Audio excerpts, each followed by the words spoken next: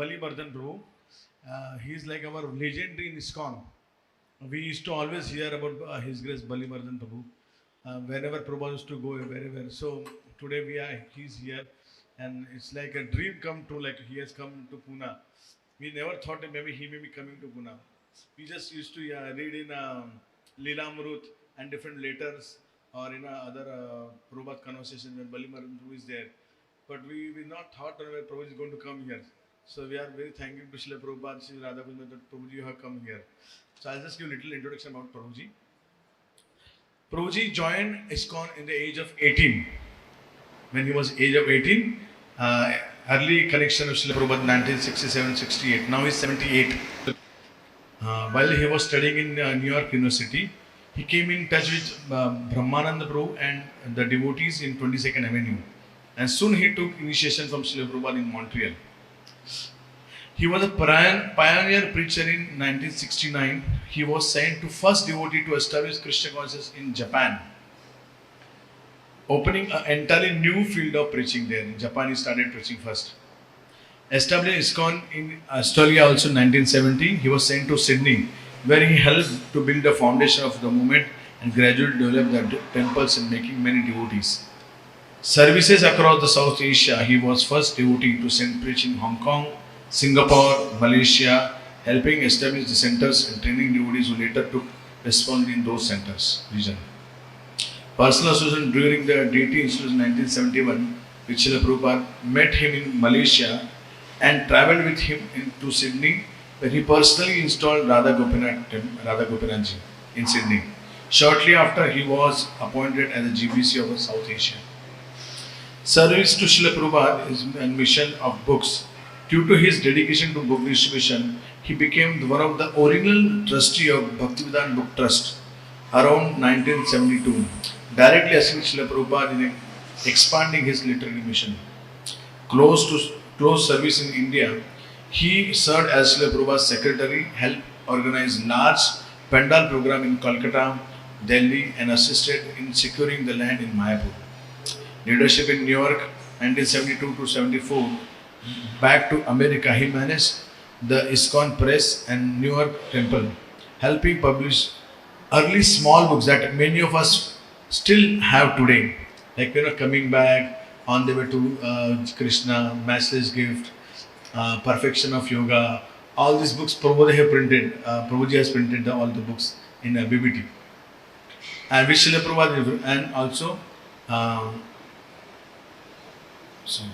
he was also responsible for collecting funds to finance the land in Juhu. And senior leadership in India, he was later appointed as GBC for South India and oversees the important development such as the guest house in Juhu, while maintaining the close association with Srila Prabhupada in Vrindavan until Srila Prabhupada's departure from this world.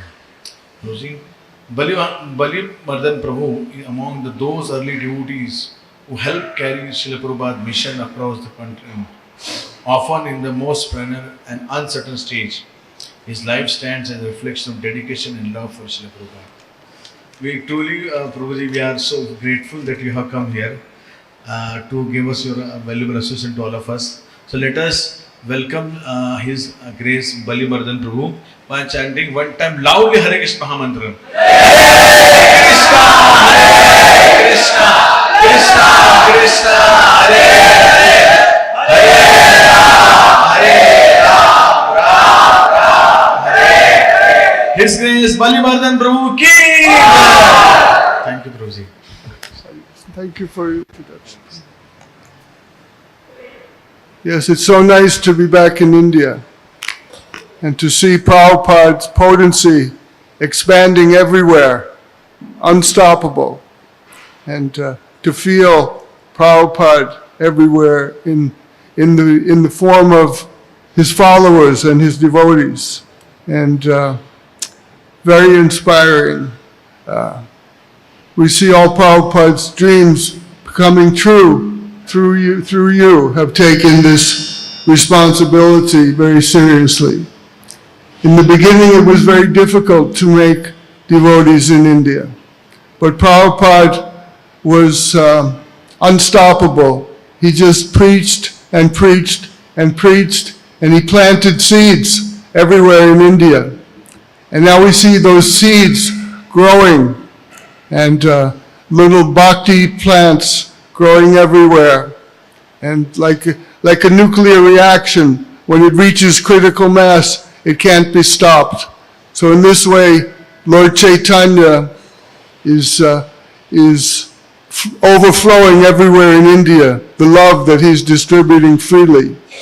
And I think Indians are getting a sense that this is a very, very important movement, and that it's their responsibility, as Srila Prabhupada is reviving the original culture of India. Indians are appreciating it more and more and more. And so many hundreds of centers are opening everywhere by the grace of Srila Prabhupada. And because he's still present with us in the form of his Vani. Previously we had the association of his Vapu, of his physical form. But now even stronger is we have the association of his teachings, of his lectures, of his books, and of his conversations and letters. And he left us so much because he was so enthused to preach Krishna consciousness everywhere. When he heard that I was distributing lots of books in Malaysia, he wanted to go there to preach, because he could see it was a ripe field for him to preach in, and that many things would develop. And so he came from Bombay to Kuala Lumpur, carrying with him Radha Gopinath, marble deities. On the plane, Bhagavan, his personal servant, was carrying one, and one was, I believe, in a shipping container. But, and Srila Prabhupada, he met me in Kuala Lumpur, and when I had to go, they didn't have like connections to the terminals back then. You got off the plane on the tarmac. So Prabhupada came down the stairs, and then he was coming towards me because I was on the tarmac also. And I bowed down to offer my obeisances to His Divine Grace, who I hadn't seen in quite some time. And when I looked up, he had his arms outstretched. So being embraced by Prabhupada is being embraced by a cloud of love, because Prabhupada spread this movement through the power of love. The love that Lord Chaitanya distributed freely, Prabhupada also distributed freely to everyone. And the power of that love was so great that former hippies and miscontents, their heart was cleansed, and that love of Godhead was shining not only for Krishna, but for Prabhupada. In fact, in the beginning, we didn't know anything about Krishna. We only knew Prabhupada, because there was no Krishna book, there was no nectar of devotion, there was no teachings of Lord Chaitanya. There was only Prabhupada and his volumes, 3 volumes of Srimad Bhagavatam, which he had translated and published in India and brought with him very carefully in 2 big metal trunks. But that love of Prabhupada that enabled devotees to travel from America, the richest country in the world, giving up their family, giving up their wealth, giving up everything in order to try and please the pure devotee that had descended on the shores of America.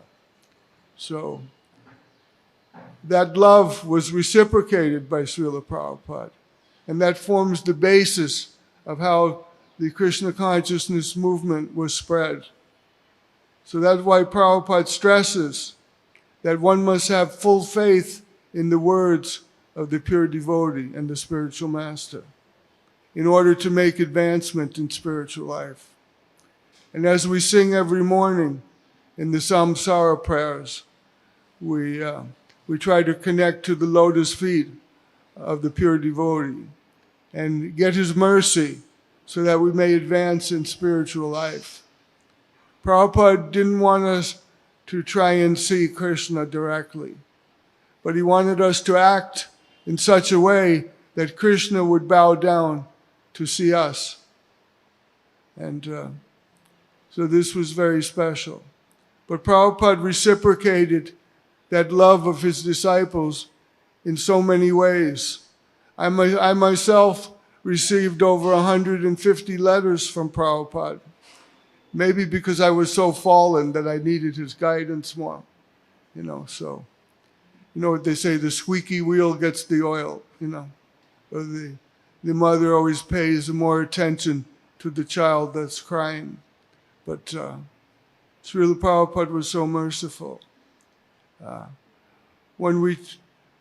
Just to give you a reason, example of why Srila Prabhupada is different from every other Swami, every other, spiritual teacher, in which India there are so many. So I asked Radhanath Maharaj one day, I said, you were associating with so many Babajis, so many sadhus, so many devotees. I said, how did you choose Srila Prabhupada as your spiritual master?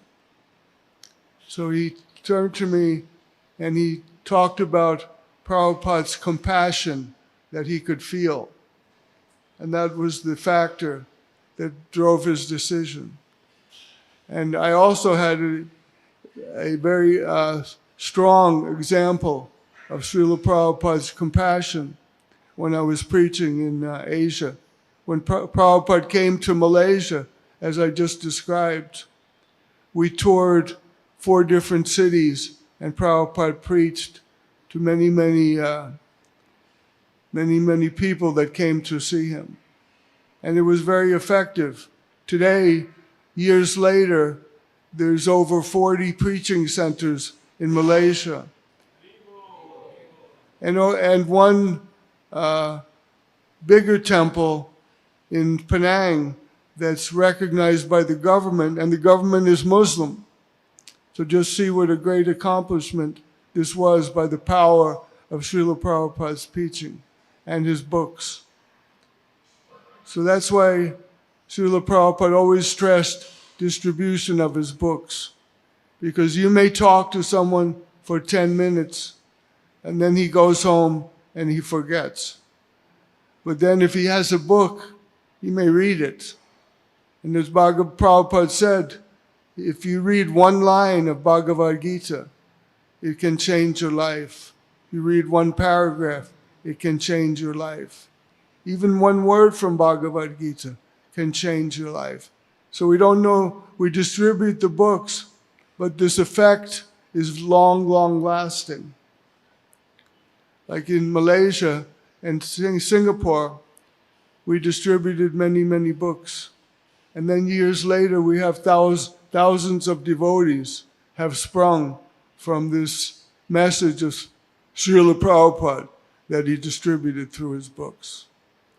So after we finished our tour in Malaysia, we continued traveling by plane with the deities, Radha Gopinath, to Sydney, Australia. And in Sydney, I was staying with Srila Prabhupada in an apartment, and it was very, very nice. But devotees there were very new, so they needed Prabhupada's guidance a little bit. But in the middle of the night, I could hear Prabhupada's bell ringing, and I went to his room, and I opened the door, and the room was very dark, but there was a little light where Srila Prabhupada was reading from this big volume of Srimad Bhagavatam. And he wasn't translating what he was reading, Srimad Bhagavatam. And he was reading from the 7th canto, one of his favorite topics about Prahlad Maharaj. the prayers of Prahlad Maharaj. And Srila Prabhupada saw me come into the room, and he motioned for me to come closer and to sit down and listen. So I noticed when I got closer to Prabhupada, there were tears streaming from his eyes. So I was wondering if there was any difficulty. And, I'd seen Prabhupada go into samadhi during chanting and when he was doing his bhajans, but this was a little bit different. And he started to talk about what it means to be a Vaishnava. And he quoted from Prahlad Maharaj that a Vaishnava doesn't want to go back to home, back to Godhead alone, leaving the conditioned souls to suffer in the material world. This is the meaning of Vaishnava. And Bhaktivinoda Thakur stated that the meaning of a Vaishnava is that he makes other Vaishnavas. He distributes this knowledge freely to liberate the conditioned souls from the miseries of material life. So Srila Prabhupada's compassion was so strong that that moment was imprinted on my brain because his compassion was so strong and so great. Do you know anyone else that cries in the middle of the night for the suffering of the conditioned souls? I don't think so, because such a pure devotee is very, very rare. And perhaps once after thousands or even millions of births, one gets a rare opportunity to hear from such a pure devotee, whether directly or through his teachings, through his books, through his lectures. And so this is a great opportunity. Not only that, but you are blessed in many ways, not just by being able to associate with Srila Prabhupada's Vani, but also by being born in India. This is a great opportunity to get free from the suffering of the material world and to revive your eternal relationship with Krishna, the Supreme Personality of Godhead. So Prahlad Maharaj instructed his friends to take advantage of this opportunity and don't wait till you become old and you can't even speak properly, but take advantage of it when you are young, like you are here today, so young.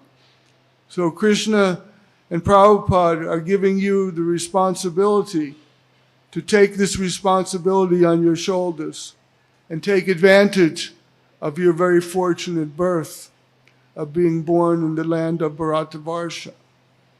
So you have a big responsibility to put, even though this movement is growing so rapidly, we must constantly try to push it forward more and more. So there is no place in India where one cannot hear the chanting of Hare Krishna. This was Lord Chaitanya's mission.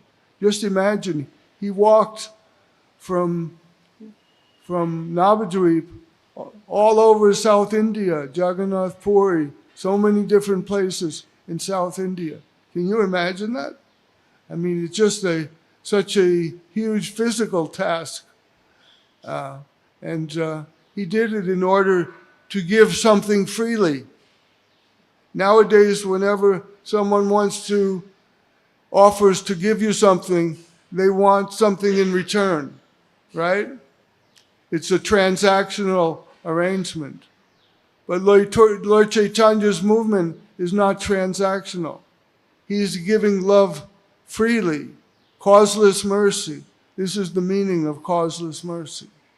And Srila Prabhupada, as an expansion of Lord Nityananda's compassion, we can see how he, every moment of every day, strived to fulfill the mission of Lord Chaitanya, to spread this movement to every town and village. Lord Nityananda was given the state of West Bengal, or province of the area of West Bengal, to preach in by Lord Chaitanya. But Lord Chaitanya assigned Srila Prabhupada the whole world to preach in and travel around the world so many times. So, although he had already fulfilled his responsibility to the instruction of his Guru Maharaj, Srila Bhaktisiddhanta Saraswati Goswami Maharaj Prabhupada, to preach in the Western countries, now he was expanding to take on the instructions of Lord Chaitanya and preach throughout the world, as was forecast by His Divine Grace, Srila Bhakti Vinod Thakur Prabhupada. So we're so fortunate to be able to come in contact with that movement. Srila Prabhupada was like a touchstone. If you just associate with him, either through his Vapu or through his Vani, you receive so much mercy. And then when we can connect to the disciplic succession through the spiritual master who is connected to Srila Prabhupada, then our life's work is in front of us. And we simply have to, as Prabhupada said, do as I do. So just see everything, all the information is available, how Prabhupada conducted his life. And we simply have to follow that. He has established palaces for Radha and Krishna throughout the world. So as we are in one such palace today, we are the servants of their lordships. And we simply have to engage in that activity. And that activity is not temporary, that's eternal. So Prabhupada is engaging us in our spiritual life, in our spiritual activities, which don't end when our body ends, but they continue in the spiritual world. Srila Prabhupada told the story once. One of his very, very dear devotees, Brahmananda Prabhu, was very concerned in 1977 that Prabhupada was leaving us very soon. So he asked Prabhupada directly, Prabhupada, will we be together in the spiritual world? So Prabhupada leaned back and he thought for a minute. And then he said, in Vaikuntha, the residents of Vaikuntha will be flying over in their flower airplanes. And they'll be looking down and seeing something, and they'll be saying, oh, what a nice spiritual master, and his disciples. So we can rejoin Srila Prabhupada in the spiritual world. But we must be very committed to that.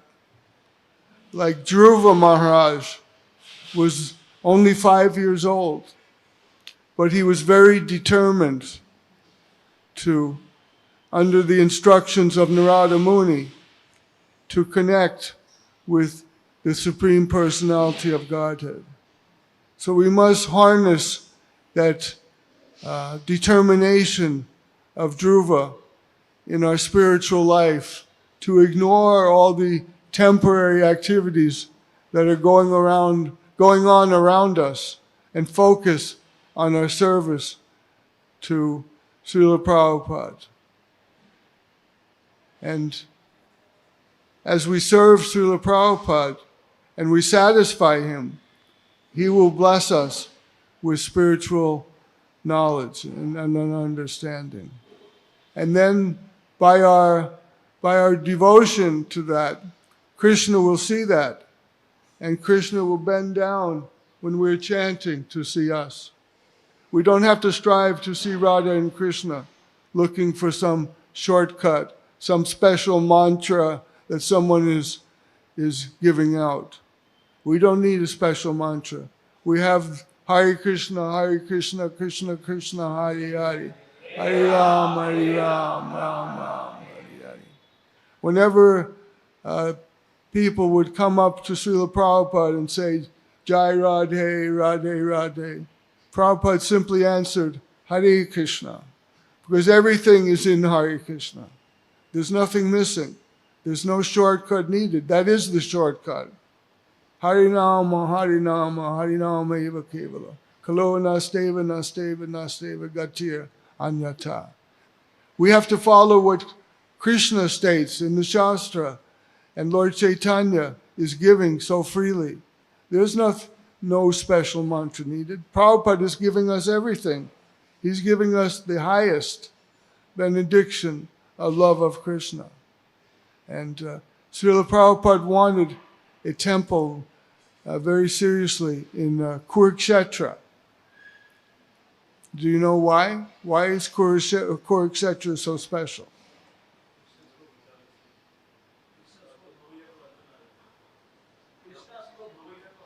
Oh yes, of course, yes. Bhagavad Gita was spoken there, and it's a special place. Dharmakshetra, Kurukshetra, so special. Krishna not only spoke there, he stood there. He was present there, and there was an occasion of a solar eclipse, and the residents of Vrindavan came to Kurukshetra. And what did they see there? They saw Krishna in the form of a prince with all his entourage, and so elevated. And what were the residents thinking? They were thinking, we want that Krishna from Vrindavan. We want to bring Krishna back to Vrindavan. So that's the separation. And that's what makes Kurukshetra even more special. That Bhaktivinoda Thakur stated that he didn't want to die in Vrindavan. He didn't want to die in Mayapur. He wanted to die in Kurukshetra, in that feeling of mood of separation, because that Mahabhav in separation is the highest love that one can have for Krishna. And it was so great that Krishna stated that he could not repay the love of the gopis. So Krishna became their property. And so that's what we want to strive for. And that's why I said the power of love is so strong. Never underestimate it. Because Krishna is indebted to that love. Just as we offer Krishna a fruit, a flower, a leaf, and he accepts it. Why? Because he needs fruit? Or because he needs vegetables? No. He accepts it because of your love. He wants to feel the love of his devotees. And this is the most powerful thing to attract Krishna. This is the only thing that can attract Krishna. My godbrother Sudama, who I traveled with to Japan, he was very depressed later on after he came back from Japan. And he went to Prabhupada and he said, Prabhupada, I'm so depressed. He said, all your disciples, they know many Sanskrit verses and they can quote them when they talk. And I am not like that. I can't quote so many verses. And Prabhupada said, no, that is not important. Krishna doesn't care about that. He cares about your love, and you love Krishna. So that is the important thing to remember. So this is a great lesson. And even though my godbrother had so many problems, but before the end of his, and he was very, very ill, but at the end of his life, when he was coming close to leaving his body, he was surrounded by devotees, and he was feeling the love of Srila Prabhupada. And even though he could barely move, at the very end, he sat up in bed and he pointed to the door. And he said, Prabhupada, you've come. So this is Prabhupada's reciprocation of the love of his disciples. He will not abandon us when we need him the most. He will always be there for us.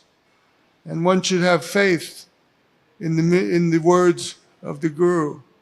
And he even comes back for us in our next life if for some reason we don't make it. But if it's difficult for you to think of Krishna in that time when you are getting ready to leave your body, think of Prabhupada. Because in Mexico City, one lady had a question for Prabhupada after the lecture. And she said, Prabhupada, if we can't think of Krishna at the time of death, can we think of you? And Prabhupada nodded his head. So sometimes it's easier to think of Prabhupada. And for those who are not completely pure, Prabhupada said you have to be very pure to enter the spiritual world. But then he said even 90%, 80%, 70% pure. And then one devotee said, Prabhupada, I don't know if I can even do that. And then Prabhupada said, just grab onto my dhoti. So he is so merciful. So we should repay, that love of Srila Prabhupada, that compassion. We should repay that with our service. I mean, he is giving us such a great opportunity. He's not asking us to leave everything and to go and travel around the world, penniless, begging from house to house. Although if one wants to do that, you can do it. But he's putting us in Krishna's palace. I mean, where's the tapasya? You're living in the palace of Krishna. And yet you call yourselves brahmacharis. So where's the tapasya? We are the Krishna's entourage in his palace that Srila Prabhupada is installing us. So he has already planted the seeds everywhere. We just have to harvest the seeds that he has planted. I mean, I don't think there's many people in India now who haven't heard of Srila Prabhupada, who don't know who Srila Prabhupada is. So by Krishna's grace, this movement is spreading so far and so wide that thanks to us utilizing. So in this verse we were reading, go back.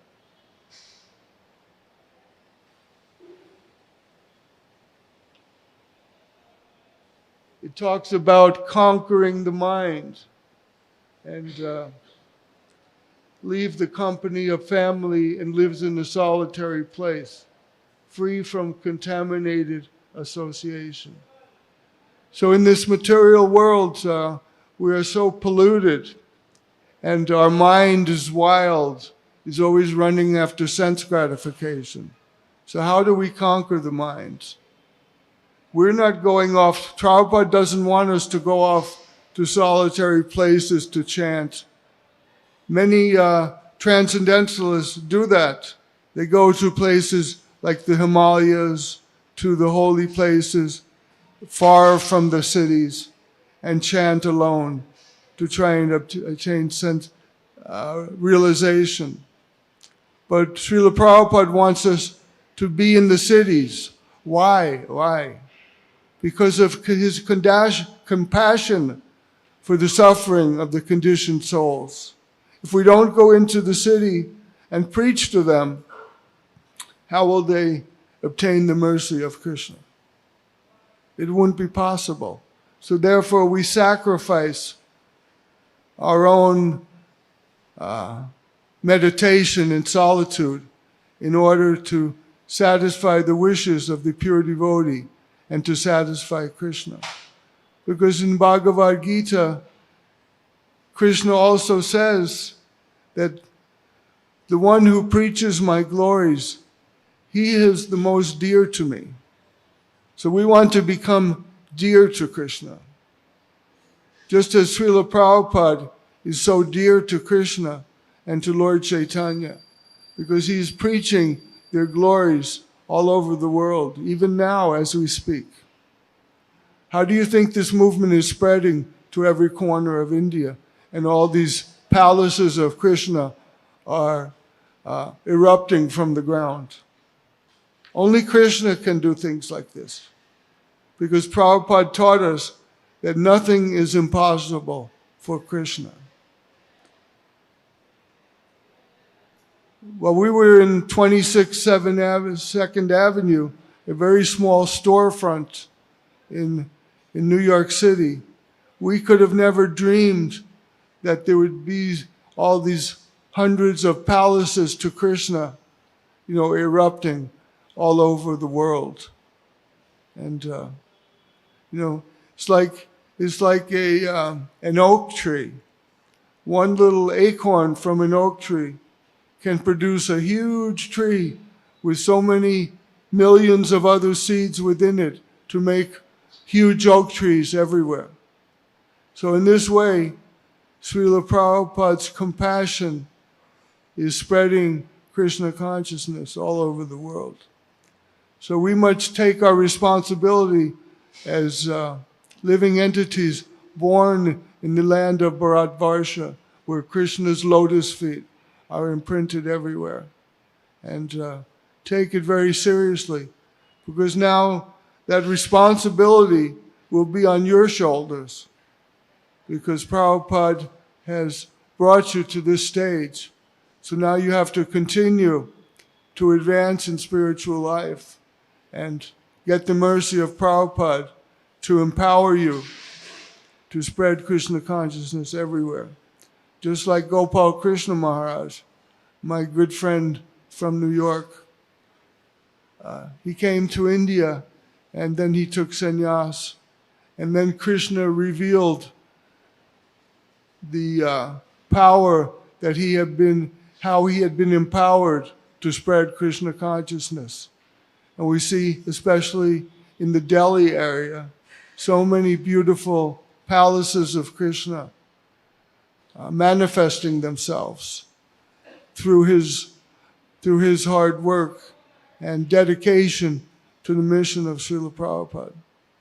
But not only in Delhi, in Kurukshetra, in Kargar, in many, many places he worked tirelessly to fulfill the desires of Srila Prabhupada. And so we want to aspire for that. So what does that take? It's very simple. Prabhupada said, "Do as I do." Just look at Prabhupada's life and what he did. And what did he do? He sat down in New York and he chanted Hare Krishna. And that was the beginning. But in India today, we have to adjust things according to the circumstances. So we don't go to the forest and try to become advanced by sitting in a solitary place and putting kusa grass down. No.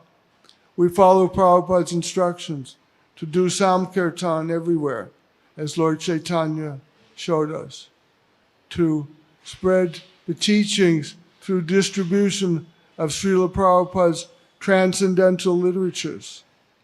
When Srila Prabhupada was translating, he said sometimes Krishna would come and sit next to him to give him the words to complete his task. So these are not ordinary books. And if one seeks to change these books, that is not good. Because why should we change the words that Krishna is giving us? I mean, there's a purpose there. So one should try to read the original books that are approved by Srila Prabhupada. And Prabhupada is present in those words. Not only Prabhupada, but Krishna. As is stated in the Srimad Bhagavatam, the literature is composed by pure devotees, even if improperly composed, are accepted by all sincere devotees and sadhus. And these are Krishna's instructions. So we must accept that. I'll tell you one little anecdote that one devotee from who was present in New York in the early days remembered and reminded me of. Srila Prabhupada was on his Vyasasan at Henry Street in Brooklyn, the famous Henry Street Temple, where ISKCON Press was located. And I was there also as the president and managing ISKCON Press to try and satisfy Prabhupada's desire to publish his books quickly from the moment he translated as quickly as possible to turn them into books. So Srila Prabhupada used to say when he came to Henry Street, he said, I can feel the Vaikuntha atmosphere in the temple. So that's what we want to create in our temple, the Vaikuntha atmosphere. By serving devotees, serving Prabhupada, serving their lordship, Sri Radha and Krishna, Gaur Nitai, and making it their palace where we serve them. So Srila Prabhupada liked to play the gong. Does everyone know what a gong is? Know a gong? Play that? Very, very nice. Prabhupada used to play that very nicely, sometimes at kirtan. So Prabhupada had a little hammer to hit his gong. And I was standing by the Vyasasan, and I also had a gong. But I didn't have a hammer to hit it. So not much sound, right? If I hit it with my hand, not much sound. So Srila Prabhupada was very observant, and he noticed that right away, and he looked at me, and he tried to hand me his gong. But I said, no, Prabhupada, what will you play? If you give me your gong, what will you play? Your hammer, how will you play your gong? So I was very hesitant, but Prabhupada insisted, and he gave me his hammer to play the gong. Then Srila Prabhupada turned slightly, and he grabbed his cane. And he had a wooden cane with a little extension on the handle, and he played his gong. So Prabhupada was so concerned with his disciple, with the welfare of his disciples, even just to see that they had the right instruments to glorify Krishna, because he wanted to bring us back to home, back to Godhead. And in Vrindavan in 1977, he gave us the opportunity to serve him by massaging his lotus feet in the night while he was rested. And Prabhupada's feet are so soft, once you massage his lotus feet, you can never forget it. That feeling stays in your mind. And sometimes you might take the opportunity to take the dust from his lotus feet. Because this is what all scriptures recommend, to take the dust from the lotus feet of the pure devotees. And like Narada Muni, how did Narada Muni become Narada Muni? He was born as the son of a maidservant. How did he become such an elevated soul? By serving the pure devotees, taking the dust from the lotus feet. So this is very, very powerful. But we may have been under the impression that we were serving Prabhupada, but in actuality, everything that he was doing was to serve us and to pull us back to home, back to Godhead. So Prabhupada was once doing an interview with a journalist, and Prabhupada had been talking about first-class man, second-class man, third-class man, fourth-class man. So this journalist turned to Prabhupada, and he or she said, Prabhupada, or Your Divine Grace, what class man are you? I mean, that's kind of a presumptuous question to ask, such a great personality of Srila Prabhupada. But Prabhupada was not fazed. He thought for a minute and he said, I am fifth class man. Because he had just explained that the Sudra serves all the other castes. He said, and then he said, because I am the servant of everyone. So Srila Prabhupada was so humble that he was serving all of us. But we thought we were serving him. But actually, he was serving us. Why? In order to pull us back to home, back to Godhead. Because that is his great compassion that caused so many people to, who had experienced so many different sadhus and spiritual persons to choose to follow Srila Prabhupada. Because he's unique in having such great compassion, only to be, compared to Lord Nityananda. But Srila Prabhupada's compassion is for the whole world, not just localized to India. But experiencing that, we must try to come under Srila Prabhupada's shelter. And just as we never want to forget Srila Prabhupada will never forget us. And he will always be with us. Hare Krishna. All glories to Srila Prabhupada. Does anyone have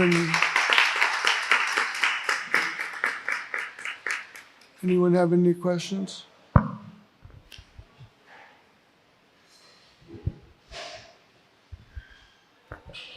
Hare Krishna.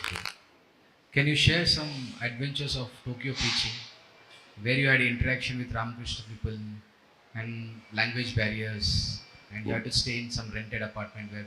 What's that? Can you come close? I can't hear you. Can you just share the adventures of Tokyo preaching? Tokyo preaching. Oh, Tokyo. So what about Tokyo preaching? Can you share some adventures about that? Because you had to interact with Ramakrishna sannyasis. Yeah, there's two things that come to mind. We were in, we preached in Kyoto, which was the spiritual capital of Japan, many big Buddhist temples. So we preached there, and we also preached in Tokyo, because physically it was so many more people in Tokyo. And in Tokyo, we used to do Samkirtan, chanting, in an area called the Ginza. Have any of you heard of Ginza? No. They have these huge LED, like a whole side of a building would be like an advertisement for something. Very, very busy area. So there was one place that was a little bit sheltered from the weather where we used to preach. And in the winter it gets very cold in Tokyo. So there was a vendor there. And this vendor was selling hot roasted chestnuts, which is very nice because they're hot in the wintertime and very nourishing. And this vendor, in order to publicize his thing, he had a monkey about this tall. And the monkey was dressed up in a suit. And every day, and he was like he was on a rope, but he used to be free to move around and everything. And every day, this monkey heard the chanting of Hare Krishna. So I was thinking to myself recently, this monkey must be liberated by now and to have taken a higher birth. Not only that, but in GEV I met very nice devotees from Japan, who are pushing this movement forward. And, it was very nice. So I just thought I'd share that incident with you. But when I first came to Japan, we went to an area called Shinjuku. And we could see the dissatisfaction with the material world, with material, the material comforts, because many of the young people had little bags that they were sniffing. You know why they were doing that? There was glue inside the bag, so they were trying to get high by sniffing the bags. So, such a open field to preach. Like in America, there was a song that was a #1 song during the hippie era, and it was called Satisfaction. There is no satisfaction in the material world. And the first time I met Brahmananda, before I even knew his name, was at university at NYU. I was talking to one of my professors, and this big man came up to us, very big man, and his name was Bruce at that time. And he started talking about the Rolling Stones had just released a song called Satisfaction. There is no satisfaction in the material world, no matter what you do, no matter how high you get, no matter what your position, there's no satisfaction in the material world. So this is very true. So this was a prophecy of the devotee Brahmananda who showed himself later. He was my president when I joined New York, the 26th Second Avenue Temple, and had such great devotion to Srila Prabhupada. So he passed on that devotion to others, like myself. Getting back to the definition of Vaishnava, he makes other people Vaishnava. He's not selfish, keeping that spiritual realization for himself, but he shares it with the world, not only human beings, but the animals as well. So that was a little anecdote from Japan. Any other questions? We good? Hare Krishna. All glories to Srila Prabhupada. Oh, wait, you have a question? Okay.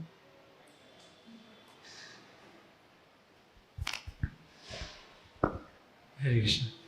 Thank you so much, Prabhuji, for beautifully sharing Srila Prabhupada compassion through a lot of instances.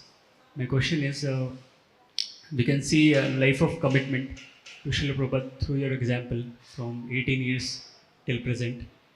So, in anyone's life, sometimes some situation happens, which may be a reason for reducing the commitment. Mm-hmm. So, I wish to hear from you how we can maintain our commitment to Srila Prabhupada through entire our life.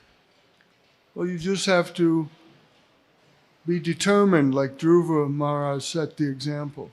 I don't know if I made it clear, because I was going to say previously about lust, how to defeat lust that is always drawing us back. The way to defeat lust is not to go to the forest, but to engage your mind in Krishna's service, engage your body in Krishna's service, engage your senses, your hearing, your seeing, the deity of the Lord, and your touch by chanting on japa, on tulsi. So, and the method is that one, as Krishna is described in the Shastra, one obtains a higher taste. You taste, sometimes Krishna will give you a taste of that spiritual bliss, maybe just for a few moments. But that, you always have to remember that. And remembrance of that taste will keep you in Krishna consciousness. As is stated in Bhagavatam, one who has once tasted the nectar from the lotus feet of the Lord can never forget it. So that's how one defeats lust. And if you have a temporary difficulty, don't give up. Just continue. Just like when you stir sweet rice. In the beginning, kheer. In the beginning, it's very, very thin.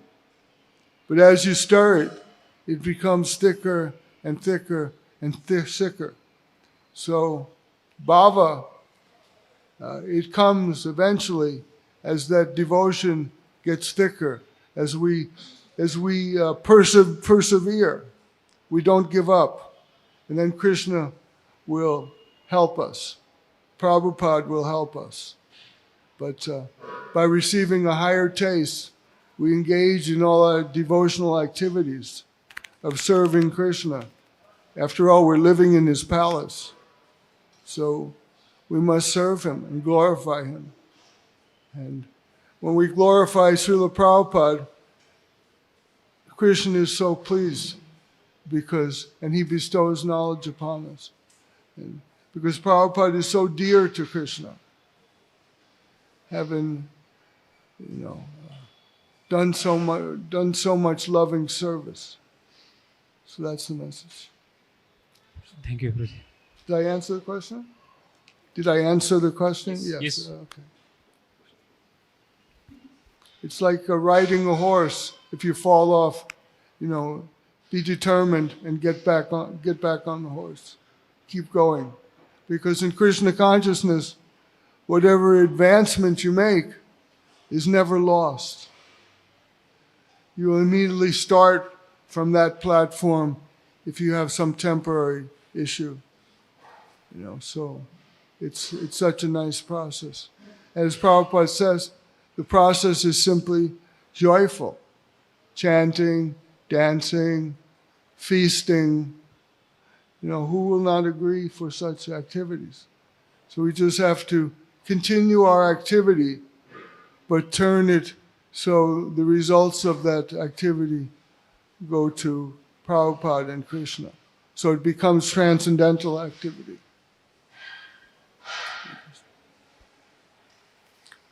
It's so nice to be in Pune. So much devotion. Very special place. And Srila Prabhupada was here, right? In Pune. So it's blessed by Srila Prabhupada's lotus feet.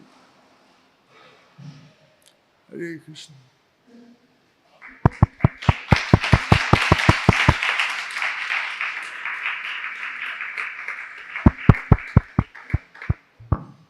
Hare Krishna. We are so grateful to you. You have come here and give your suggestion. So please, Prabhu, if you can again come, some other this time only you could come here once only to this temple. Next time you are coming, you can stay here only and give us your more association. Thank you. Let us thank Prabhuji by chanting one time Hare Krishna.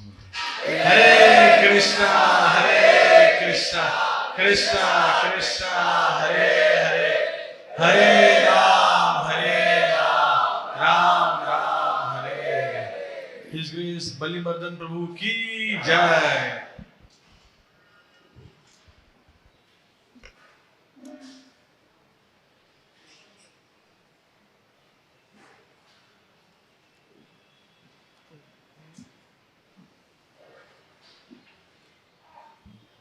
Pune is famous for making devotees.